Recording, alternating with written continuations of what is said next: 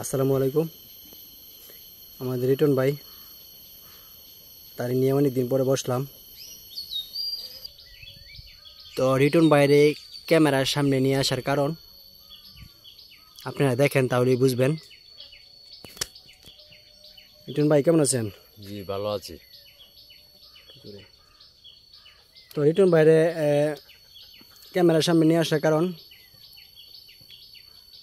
উনি অবশ্য বয়স 35, এখনও বিয়া করে নাই। যদি কোনো গরিব মেয়ে বা সুপাত্রী থাকেন তো আমার আর কি ভিডিওটা করা। তো রিটন ভাইয়ের মুখ থেকে কিছু কথা শুনি। রিটন ভাই, হ্যাঁ ভাই। বিয়ে করছেন আপনি? না, আগে বিয়ে করেন নাই? আগে করছিলাম একটা, পরে পরে চলে গেছে, পরে আর করিনি। তো এখন কি আপনি বিয়ে করবেন? জি। তো আপনি কিছু বলবেন? ভালো বাড়তে থাকলে গরিব হোক যদি যাই হোক, ভালো চেয়ে একটা বাড়তে হলে আমার দরকার। আপনাদের কি বাড়িতে বাড়িঘর সব টপ আছে? বাড়িঘর সব কিছু আছে। সুন্দর।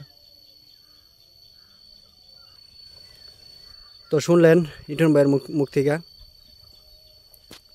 তো যদি আপনাদের কাছে কোনো সুপাত্রী বা গরিব একেবারে কোনো সমস্যা নাই, রিটন ভাই মোটামুটি সব কিছুই আছে। বাড়ি এবং বাড়িতে মোটর আছে, বাড়িতে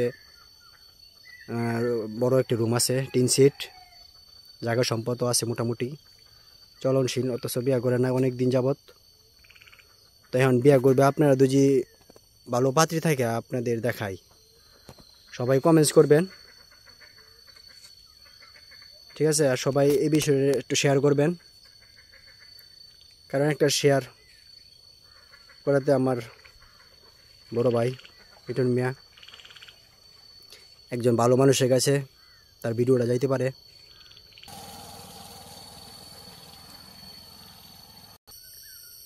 তো যদি আপনাদের কাছে সুন্দর এবং